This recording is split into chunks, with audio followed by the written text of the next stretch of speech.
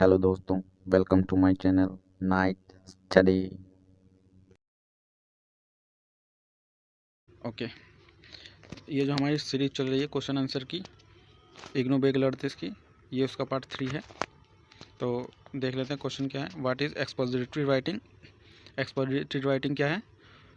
This is answer देख लें। This is the method to explain और describe anything through the text. मतलब ये कहना चाह रहा है कि ये एक मेथड है किसी भी चीज़ को डिस्क्राइब या एक्सप्लेन करने का टेक्स्ट के माध्यम से। एग्जांपल देख लेते हैं। आर्टिकल, रिपोर्ट, एसे, मैगजीन एक्सेट्रा। मतलब ये जो है आर्टिकल, रिपोर्ट में जो एसे वगैरह जो लिखे जाते हैं वो इसी वे में लिखे जाते हैं, एक्सपोजिटरी वे में। तो इसके जो कुछ फैक्ट हैं वो देख लेते हैं। Some facts about expository writing. तो देख लेते हैं। It has to describe anything through the text. मतलब ये जो है डिस्क्राइब करता है किसी भी चीज़ को टेक्स्ट के माध्यम से डिस्क्राइब करता है। अब ये चीज़ मतलब ये टॉपिक्स होते हैं मेनली, कि ये जो है टॉपिक्स को डिस्क्राइब करता है, डिस्क्राइब करने में हेल्प करता है। तो in this process the learner has focus on facts and figure. मतलब इस प्रक्रिया में जो है जो रीडर होता है उसका जो है फोकस फैक्ट्स एंड फिगर्स पर होता है। नेक्स्ट देख लेते हैं। The learner has no need to give personal opinions. मतलब इसमें जो है लर्नर का खुद का पर्सनल ओपिनियंस नहीं दिया जाता।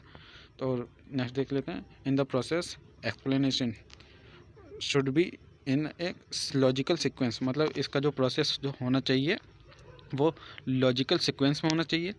और नेक्स्ट देख लेते हैं। Expository text provide information and ideas for the reader. ये जो एक्सपोजिटरी टेक्स्ट जो होता है ये प्रोवाइड करवाता है इंफॉर्मेशन और आइडियाज़ किसको, रीडर को। इसके माध्यम से उसको प्राप्त होता है। तो नेक्स्ट देख लेते हैं। The purpose of expository text is information, inform and educate using fact. मतलब इसका जो पर्पस होता है वो रीडर को इन्फॉर्म और एजुकेट करना होता है फैक्ट के माध्यम से। ठीक है। In this text including books, news and magazine, article and scientific और हिस्टोरिकल रिपोर्ट। मतलब इसके जो है वो है एग्जांपल है कि ये जो है किस किस चीज़ में इस्तेमाल होता है, किस किस में होता है। टेक्स्ट बुक में होता है, न्यूज़ में होता है, न्यूज़ में जो आर्टिकल वगैरह होते हैं उसमें भी डिस्क्राइब करना होता है किसी चीज़ को। And magazine, article and scientific historical report. मतलब ये किसी भी चीज़ को डिस्क्राइब करने का एक वे है, तरीका है। ठीक है। अब देख लेते हैं व्हाट इज़ कम्युनिकेशन। कम्युनिकेशन क्या है, आंसर देख लेते हैं। The word of communication has drive from Latin language which means common. मतलब ये कहना चाह रहा है जो लैटिन, ये जो कम्युनिकेशन वर्ड है ये लैटिन लैंग्वेज से लिया गया है जिसका मतलब होता है कॉमन। अब डेफिनेशन देख लेते हैं। Communication is a process of passing information and understanding from one person to another. मतलब ये कह रहा है कि ये जो है एक प्रोसेस है जिसमें इंफॉर्मेशन को पास किया जाता है एक पर्सन से दूसरे पर्सन तक। अब देख लेते हैं एक और definition. Communication is an act और process of using word, sound, sign और बिहेवियर टू एक्सप्रेस और exchange information, ideas, thought, feeling etcetera to someone else. मतलब ये कह रहा है कि ये जो है एक प्रोसेस है जिसमें वर्डों का इस्तेमाल किया जाता है, शब्दों का इस्तेमाल वो वर्डों का इस्तेमाल किया जाता है और आवाज़ों का इस्तेमाल किया जाता है, साउंड्स का इस्तेमाल किया जाता है। मतलब और साइंस का, बिहेवियर का, अपने खुद को एक्सप्रेस करने का, मतलब किसी दूसरे तक अपनी बात पहुंचाने का जो है ये एक माध्यम है। ठीक है। अब नेक्स्ट देख लेते हैं। Write the kind of communication.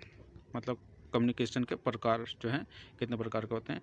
There are two type of communication and that is verbal and non verbal communication. Communication के दो प्रकार होते हैं। कौन कौन से होते हैं? Verbal and non verbal. Verbal communication क्या होता है? The verbal communication is using of sound और words to convey message. Some form of communication communication और रिटन और ऑरल कम्युनिकेशन। मतलब ये कहना चाह रहा है कि कम्युनिकेशन जो है एक जो है इसमें जो है कम्युनिकेशन में साउंड का इस्तेमाल होता है और शब्दों का इस्तेमाल होता है अपने मैसेज को किसी दूसरे तक पहुंचाने के लिए। और इसके जो है दो तरीके से इसको पहुंचाया जाता है। मतलब ये वर्बल कम्युनिकेशन भी दो तरह के होते हैं। वो कौन कौन से होते हैं? वो होते हैं रिटन, लिखकर और बोलकर। मतलब एक हम जो है या तो हम लिखकर किसी अपनी बात को दूसरे तक पहुंचा पाते हैं, या फिर बोलकर हम अपनी बात को दूसरे तक पहुंचा पाते हैं। तो वो देख लेते हैं रिटन कम्युनिकेशन क्या है। Written communication is an act of sending and receiving and sharing information through the text, written text. मतलब ये जो है एक एक्ट है जिसमें मैसेज को सेंड किया जाता है और रिसीव किया जाता है और शेयर किया जाता है किसी दूसरे को, इसके माध्यम से, रिटन टेक्स्ट के माध्यम से। ठीक है, एग्जांपल देख लेते हैं रिटन टेक्स्ट का। The letter, texting, email, book etcetera. मतलब ये जो है एग्जांपल हैं रिटन टेक्स्ट के, रिटन कम्युनिकेशन के। ठीक है, अब देख लेते हैं दूसरा कौन सा था, वर्बल कम्युनिकेशन का ही एक ये जो पार्ट है, ये दोनों के दोनों। तो देख लेते हैं, ये है ओरल कम्युनिकेशन। ओरल कम्युनिकेशन क्या है?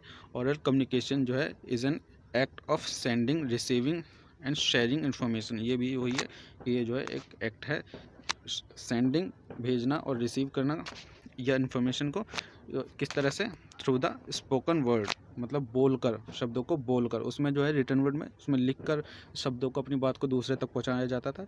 इसमें जो है बोलकर अपनी बात को दूसरे तक पहुंचाया जाता है। स्पोकन वर्ड और साउंड, आवाज़ों के ज़रिए अपनी बात को दूसरे तक पहुंचाया जाता है। Example of oral communication, face to face conversation. मतलब जो हम फेस टू फेस आमने सामने किसी अपने दोस्त या रिश्तेदार से, किसी रिलेटिव से बात करते हैं, वो फेस टू फेस जो होता है वो ओरल कम्युनिकेशन कहलाता है। किसका? वर्बल कम्युनिकेशन का ओरल कम्युनिकेशन कहलाया जाता है। ठीक है, और फेस टू फेस हो गया, और एक और है इसका स्पीच के माध्यम से। द होस्ट ऑन रेडियो में जो होस्ट होते हैं उसके माध्यम से, और जो इंटरव्यूअर होता है ये भी एक ओरल कम्युनिकेशन का ही एक एग्जांपल है। अब जो है ओके, अब पढ़ लेते हैं non verbal communication. Non verbal communication क्या होता है?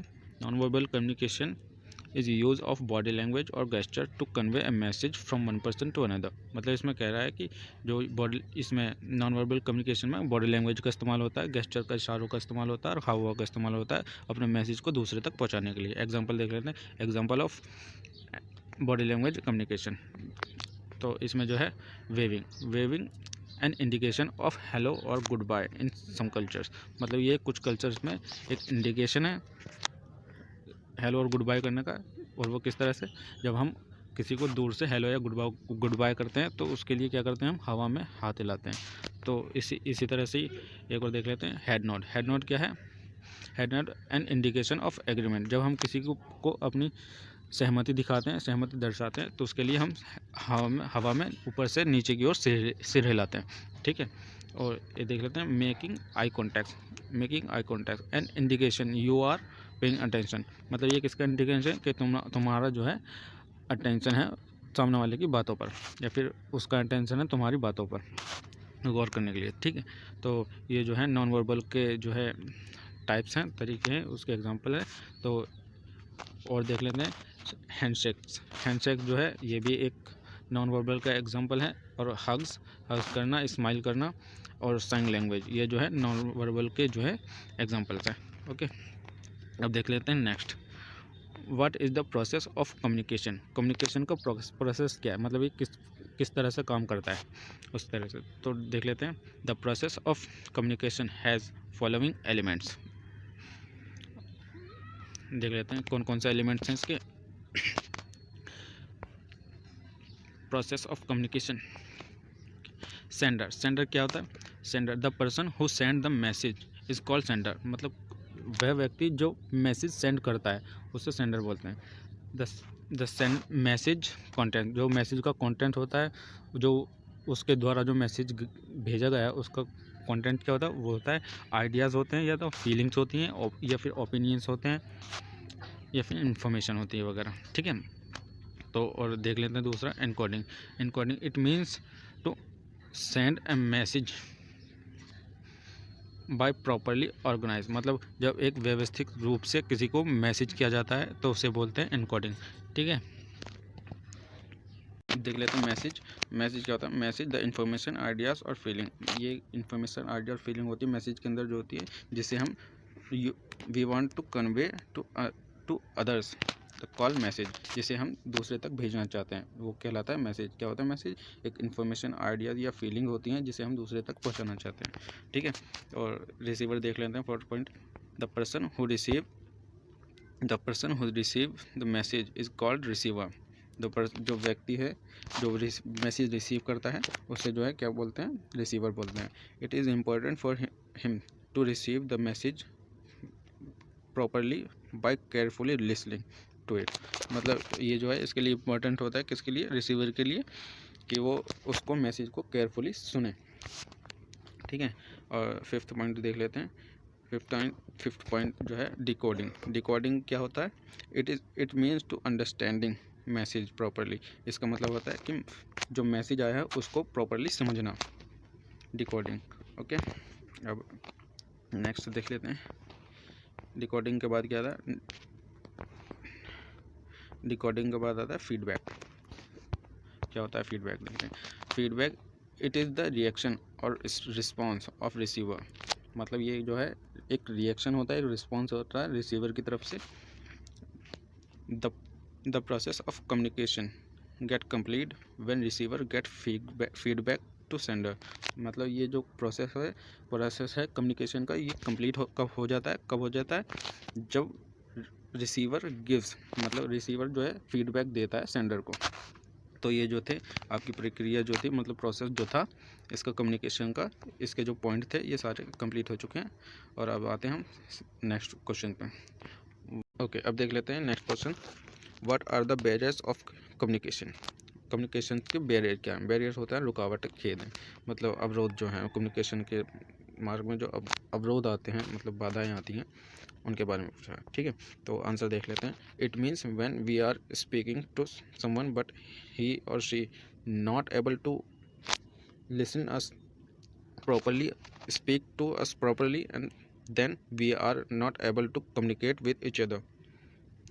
इसमें जो है कहना चाह रहा है ये, जब हम किसी से बात करते हैं और वह हमारी बात ना सुने, हमारी बातों पर गौर न दे, तो हम कम्युनिकेट नहीं कर पाते हैं किसी एक दूसरे से। तो कम्युनिकेशन अधूरा रह जाता है, पूरा नहीं हो पाता। तो इसे जो है बैरियर कहते हैं। क्या कहते हैं? बैरियर। यही कहलाता है बैरियर ऑफ कम्युनिकेशन। तो ठीक है, देख लेते हैं ये कितने टाइप के होते हैं barrier of communication. There are many type of barrier of communication. तो देख लेते हैं कितने टाइप के। पहला है नॉइस डिस्टर्बेंस। नॉइस डिस्टर्बेंस मतलब when two or more person talking to each other and the surrounding areas has lots of noise during speaking and voice does not reach to listener clearly.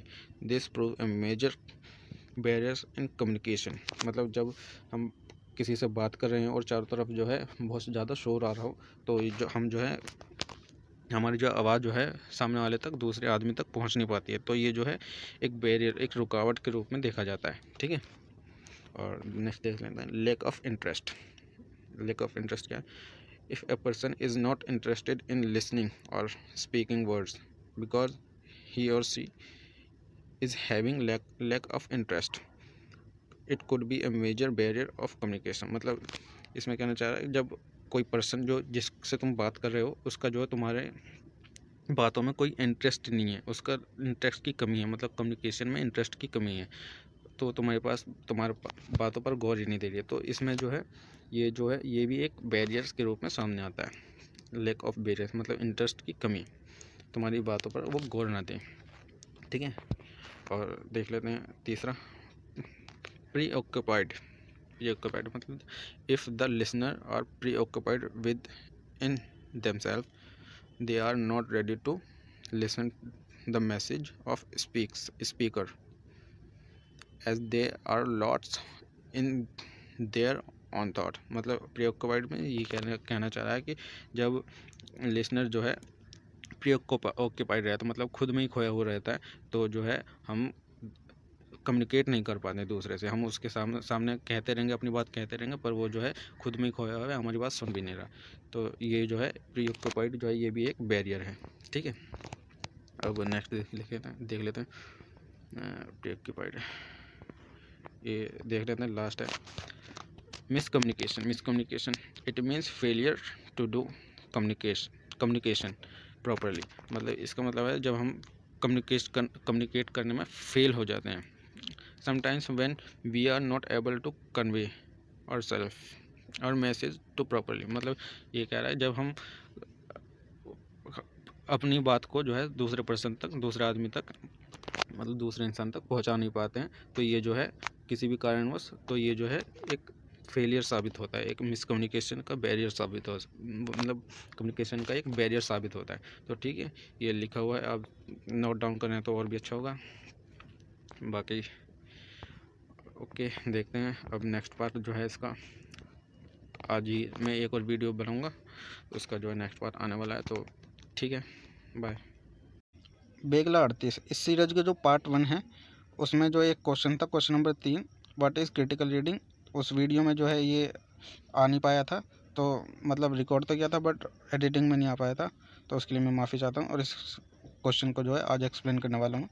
तो देखते हैं, what is critical reading. Critical reading is a method to discover information and ideas in a text with passing logical judgement.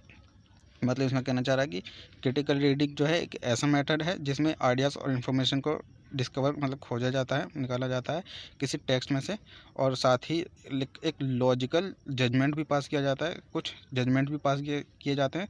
जैसे जैसे if reader thought that some facts and figure are wrong in the text then he should criticise them.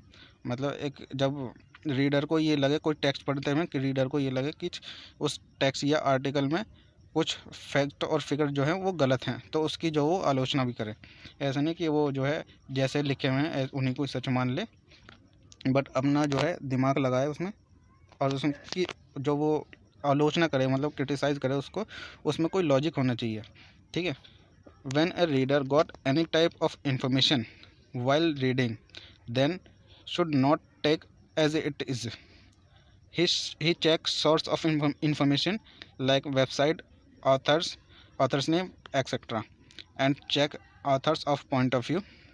मतलब इसमें कहना चाह रहा है कि जब रीडर को किसी भी तरह की इन्फॉर्मेशन मिलती है टेक्स्ट पढ़ते में, तो उसको जो है एज इट इज़ नहीं लेना चाहिए, उसमें जो है कुछ अपना लॉजिकल जजमेंट भी पास करना चाहिए। जैसे उसको जो है वो सोर्स ऑफ इंफॉर्मेशन चेक करना चाहिए कि वो जो आर्टिकल है वो किसने लिखा है, या फिर ऑनलाइन पढ़ रहा है तो वो वेबसाइट कौन सी है, कैसी है, या फिर बुक्स वगैरह से वो आर्टिकल पढ़ रहा हो तो उसका बुक्स का ऑथर का नाम चेक करना चाहिए, वो ऑथर जो है उसकी जो है मतलब रेपुटेड है ऑथर या नहीं है, या फिर ऑथर के पॉइंट ऑफ व्यू चेक करने चाहिए कि वो किस तरह की जो है बुक्स लिखता है। तो इस तरह से कुछ लॉजिकल जजमेंट भी पास करने चाहिए। और साथ ही अगर जो कोई टेक्स्ट में कोई जानकारी मिलती है और उसको लगता है कि उसमें टेक्स्ट में कुछ फैक्ट और फिगर या फिर कुछ भी रॉन्ग है, गलत है, तो उसको जो है लॉजिकली क्रिटिसाइज भी करना चाहिए उस चीज़ को। ठीक है, तो ठीक है, चलते हैं।